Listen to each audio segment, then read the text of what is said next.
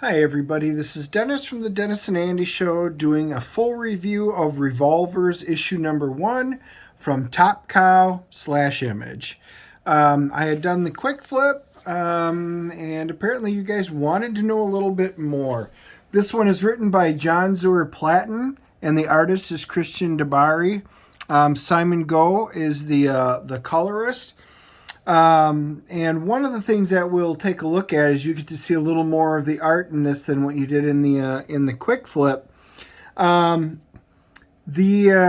palettes that are used, this is a kind of a dark and dreary book, but it's meant to be that way. Hampton Wales, he's a detective. We find out he's talking to a young lady. We wind up finding out that there has been he got somebody killed today. We wind up finding a little bit more about him. The beginning of the book basically reminds me a lot of Grindhouse. It feels kind of like taken right out of there. So if you're a fan of it, you will be a fan of this because it's like I would say, 1980s, 1990s detective type story.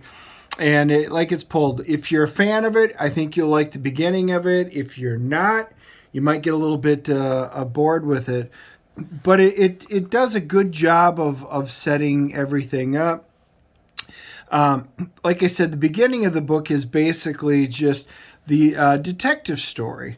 And we find out, he winds up, throughout the book, he winds up, getting killed.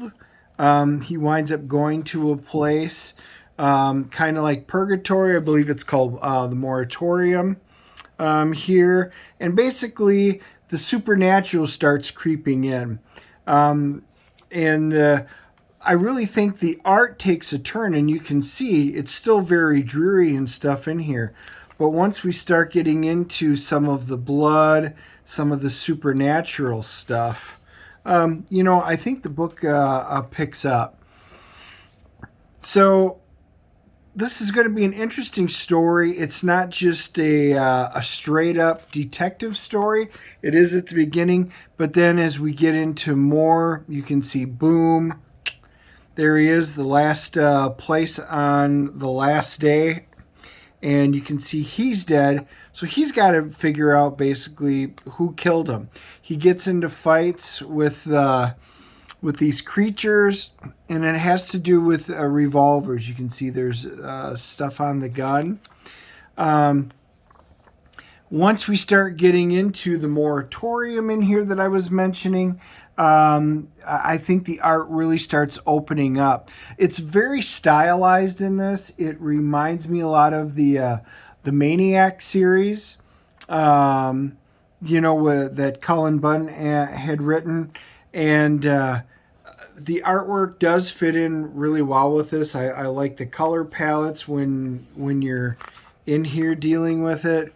I mean, that's actually really cool. It's very interesting. Like I said, this isn't heaven. Figured out that you're on your home. This isn't hell. But what's more important, the last minutes of the last hour are upon us and only one can remain. We should get moving. That's kind of how it ends. And, normally I don't like to show you guys the end of the book. But in this case, I'd heard from a few people that they thought it was kind of slow. And when you go through it, if you like the detective story aspect of it, I think you'll really like this first issue. If you really wanted all the supernatural stuff, you get that at the end. But I think what they glimpse into future issues later, I think it was enough to pull me in. So I am interested to see, what was it, Silver City? There were a couple of other good comics that all kind of deal with the afterlife and stuff. So anyway, I'm going to give this one a CGC rating of a 6.5. I thought it was solid. I'm not so big into the detective type stories, although like Gun Honey has been fantastic. There have been a few of them that are out there that have been pretty good. But once the supernatural kicked in, I really enjoyed where this could take us. So it left me wanting to read issue number 2.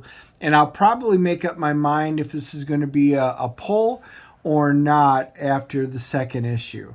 So anyway, 6.5. Make sure you guys smash the like and subscribe button. As always, leave your comments below. Let me know what you thought.